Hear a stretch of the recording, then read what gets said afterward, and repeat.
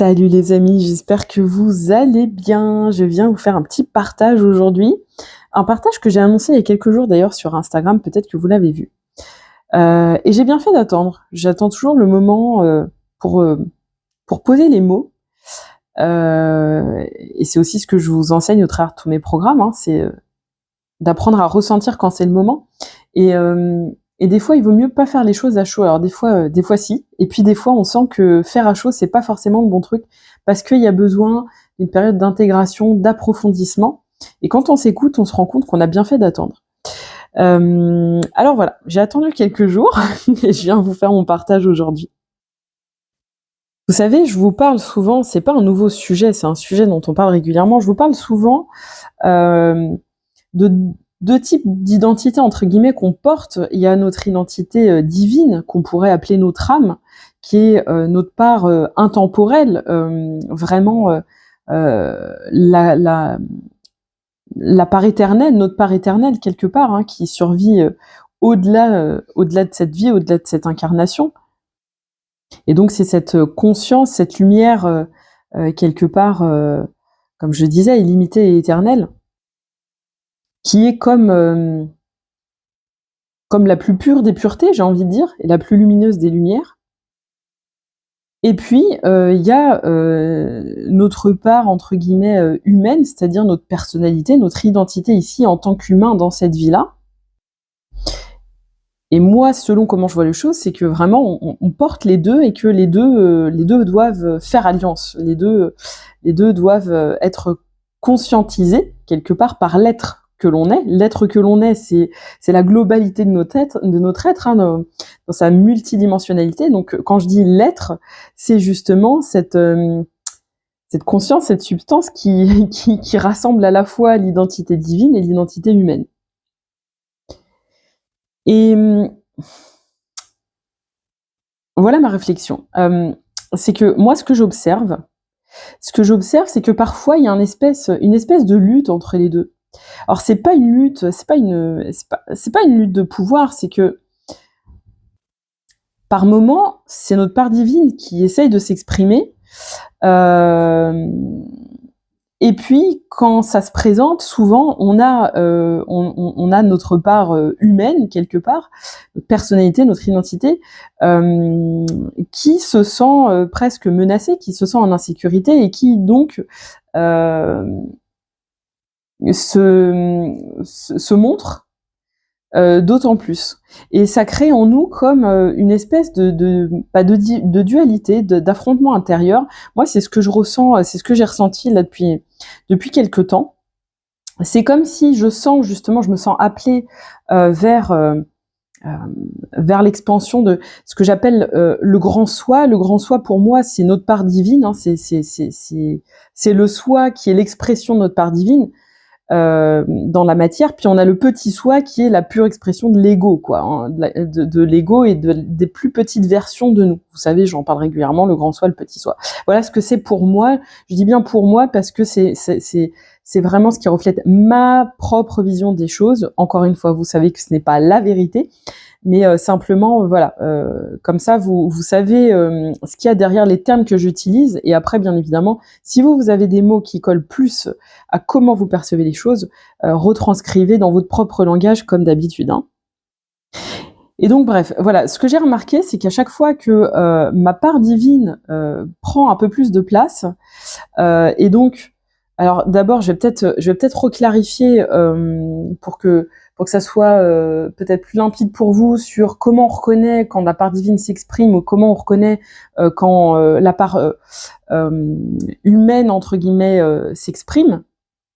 Quand c'est la part divine qui s'exprime, c'est simple, on se sent en sécurité, on se sent serein, on se sent confiant, on sent qu'on a la foi, on se sent lumineux, rayonnant, on se sent connecté à tout ce qui nous entoure, on se sent dans la joie, et en fait, on vit depuis l'espace du cœur. Vraiment, on se sent lumineux, paisible, serein, enfin voilà, dans la confiance absolue que tout va aller, quoi qu'il se passe, peu importe, on cherche pas à savoir quoi, comment, ni à avoir la maîtrise des choses, simplement, on accepte, vous savez, d'être ce canal de la vie, de se laisser simplement traverser par la vie en toute confiance. Et ça nous rend serein, joyeux, lumineux. Et puis, quand c'est notre part humaine, c'est un petit peu l'inverse, entre guillemets. Alors, l'idée, c'est pas de juger, hein, c'est pas de se dire la part divine c'est bien, la part humaine c'est pas bien. Justement, hein, sortons des dualités, vous savez. Sauf que je suis bien obligée de vous exprimer les choses pour que vous puissiez reconnaître. Donc, ça paraît très duel, mais voilà, surtout, on n'est pas dans le jugement. Hein, il n'y a pas bien, pas bien. C'est pas lumineux, sombre. Non, c'est voilà, je vous fais un peu des clichés pour que vous puissiez savoir quelle part s'exprime en vous. Donc, quand c'est la part humaine, ça va être plutôt au contraire, on va ressentir de l'insécurité, on va avoir besoin de contrôle. Donc, on va être plutôt dans le mental, plutôt dans la raison, dans l'analyse. On va être aussi souvent dans les peurs, puisque forcément, qui dit insécurité dit voilà, des peurs qui s'expriment. Donc un manque de confiance dans la vie, un manque de confiance en soi. On va peut-être être dans une espèce de forme de sacrifice, de recherche de trop grands compromis. On va sentir des blocages, on va être plutôt replié sur soi, ou en tout cas on va avoir des difficultés à connecter avec le reste du monde. Donc, il y a un petit peu, c'est comme si un petit peu, il y a ces deux parts qui cherchent à s'exprimer. Il y en a pas une qui est bien, l'autre qui est pas bien. Je vais y venir après, hein. Je vais vous expliquer ça, mais on a besoin des deux, d'accord? Donc surtout, il y en a pas une à privilégier et l'autre à rejeter. C'est juste à comprendre comment ça fonctionne et comment les deux sont censés fonctionner à l'optimal quelque part. Voilà. Mais ça, je vais vous l'expliquer après. Je vais vous expliquer ma vision plutôt après. Donc, ce que je disais, c'est que moi, ce que j'ai remarqué, c'est que quand ma part divine cherche à prendre plus de place, donc quand je suis dans cette fréquence d'expansion, cette fréquence de joie, cette fréquence du divin quelque part, la part humaine se sent menacée, en fait. Et du coup, donc l'identité, le personnage, donc en l'occurrence, le personnage chez Marine Corgier, moi, dans ma vision des choses, et j'y viens maintenant, du coup, parce que ça sera plus clair pour la suite, mais et je l'ai déjà dit, hein, j'ai déjà porté ce message, mais je le redis. Pour moi, l'identité, notre identité, donc c'est le personnage, voilà, Marine Corgier en l'occurrence, comme ça illustre bien les choses. Finalement, notre identité est un outil de notre âme pour venir vivre l'expérience qu'elle a décidé de vivre, d'accord? Donc pour vivre l'expérience qu'elle a décidé de vivre quand elle s'est incarnée sur Terre, forcément il lui faut une identité, il faut qu'elle vienne en étant une personnalité avec un certain type de fonctionnement, et ce type de fonctionnement va lui permettre de faire exactement l'expérience qu'elle a voulu faire dans cette vie-là, d'accord? Donc c'est en ça que pour moi l'identité est un outil de l'âme, le meilleur outil de l'âme pour venir faire son expérience. Sauf que souvent, ce qui se passe, c'est qu'on s'identifie à cette identité, c'est-à-dire qu'on croit qu'on est le personnage, et en fait, on grandit avec cette croyance-là la plupart du temps. Je pense qu'on a tous grandi en croyant qu'on était qui on croit être. Moi, j'ai jusqu'à il y a pas si longtemps que ça, j'étais persuadée que je n'étais que Marine Corgier et c'est tout.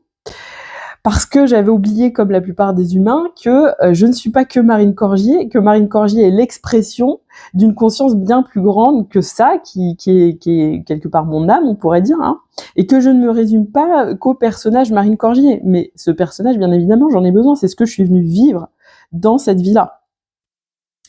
Ok ? Donc, revenons-en au sujet, c'est-à-dire que à chaque fois que ma part divine essaie de s'exprimer,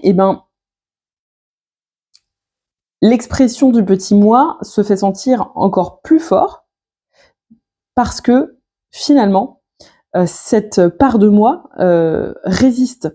Elle se sent menacée. Elle a l'impression forcément qu'elle va disparaître puisque la part divine prend beaucoup de place, c'est très rayonnant, c'est très lumineux. Et donc, quelque part, pour résister, le petit moi, qui est à l'œuvre et qui croit que c'est entre guillemets lui qui est censé avoir le contrôle, va s'exprimer encore plus fort. Moi, je m'en aperçois parce que à chaque fois que je me sens dans l'expansion, dans la joie, dans la lumière, dans l'apaisement, il y a un moment où ça switch, ça bascule et je retombe dans des schémas et dans des fonctionnements que je n'avais plus et qui me ramènent dans des très basses fréquences, type des crises d'angoisse, des espèces de panique, enfin voilà. Et j'ai remarqué que en fait, ça arrive souvent, justement au moment où je me sens vraiment dans la confiance, dans la sérénité, dans l'expansion, dans la joie. Et subitement, bam, je vais avoir des grosses angoisses qui se radinent. Là, c'est le cas en ce moment. C'est pour ça que je viens en parler, et parce que j'ai pris conscience que c'est ça en fait. À chaque fois qu'il y a une trop grande lumière en moi qui essaie de s'exprimer, je vois qu'il y a une autre part de moi qui se sent menacée quelque part, et qui du coup vient se réaffirmer et vient comme revendiquer justement cette identité, revendiquer ces fonctionnements, comme pour rappeler, hey, je suis là, rappelle-toi que tu es aussi tout ça. Oui, certes, mais je ne suis pas que ça. Et ça, c'est important, c'est vachement important de se le rappeler. Donc, finalement, et peut-être que vous l'observez aussi, chaque fois que le divin s'exprime, l'ego, l'identité résiste parce qu'ils se sentent menacés. Ok ? Et c'est important, encore une fois, j'y reviens, mais de ne pas rejeter aucune de nos parts. Parce que dans ma vision des choses, c'est l'identité, donc la part de l'humain, ok, l'identité qui doit être au service de notre part divine, donc de notre grand soi, ou soi divin, ou peu importe, ok. Donc, on est cette lumière divine, et pour incarner cette lumière divine, cette conscience divine, ce grand soi dans la matière, on a besoin d'une personnalité, d'une identité qui se rattache à la personne, à l'humain qu'on est venu être dans cette vie. D'accord ? Mais souvent, en fait, on prend les choses à l'inverse, c'est-à-dire que c'est comme si on avait l'impression qu'on est une identité, je suis cette personne-là avec ce fonctionnement-là, avec ses blessures, avec ses peurs, avec ce vécu, blablabla. Je me raconte bien toute l'histoire, je ressasse bien toute l'histoire encore et encore et encore. Je m'identifie à ça et je me dis que tout en étant ça, j'ai une âme.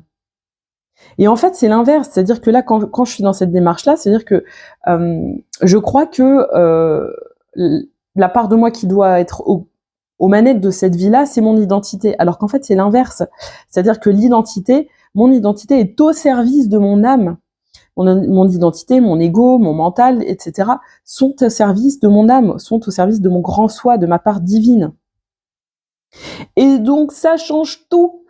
C'est pour ça que je viens vous porter ce message. Parce qu'en fait, ça change tout. Ok ?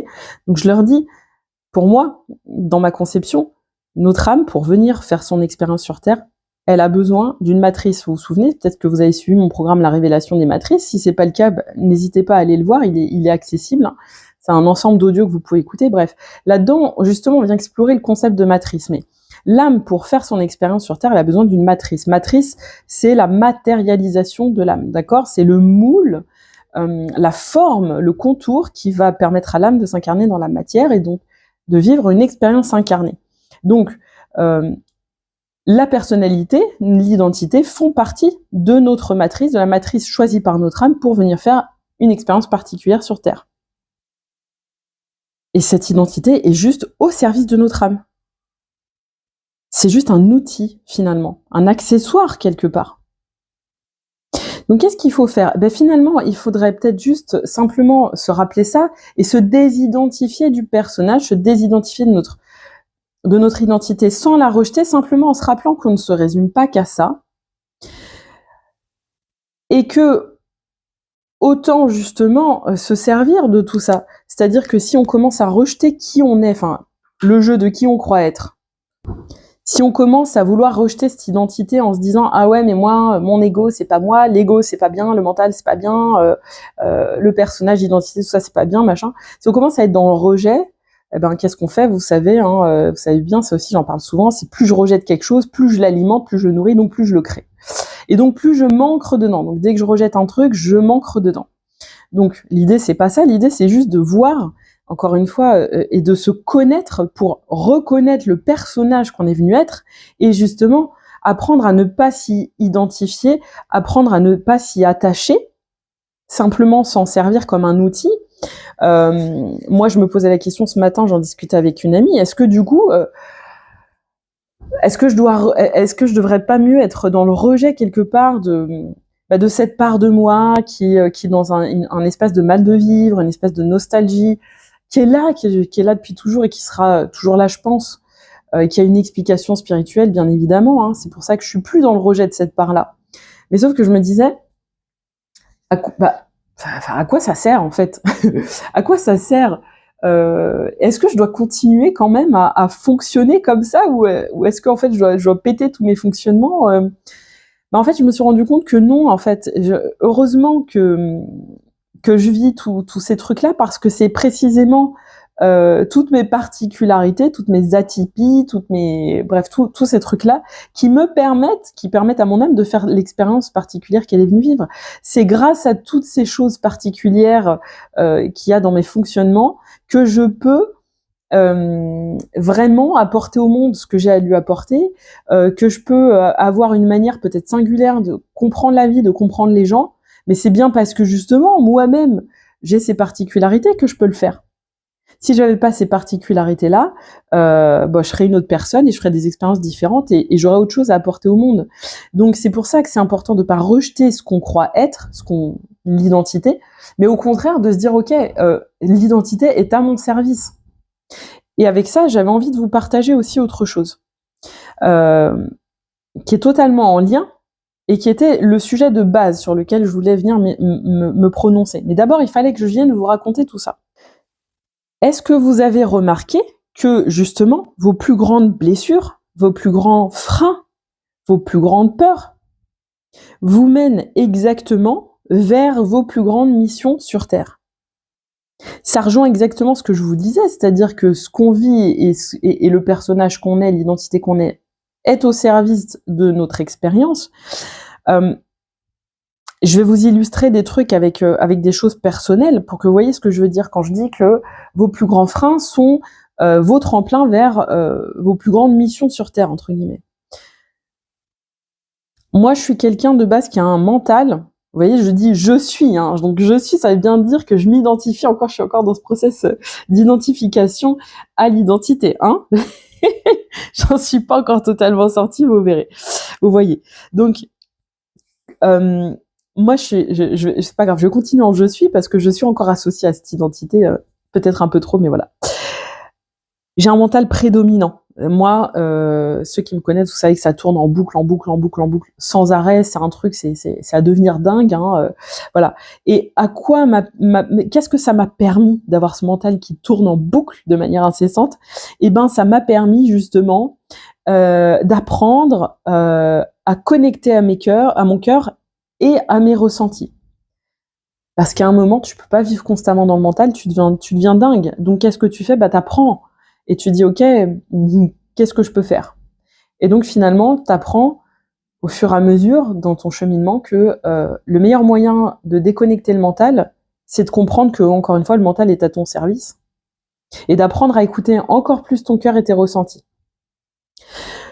Autre chose, moi, peut-être pareil, si vous me connaissez et vous avez peut-être écouté d'autres vidéos de moi, vous savez que depuis mon premier souffle, je suis quelqu'un qui porte énormément de peur, énormément d'insécurité, et que j'ai fait un chemin mais immense par rapport à ça.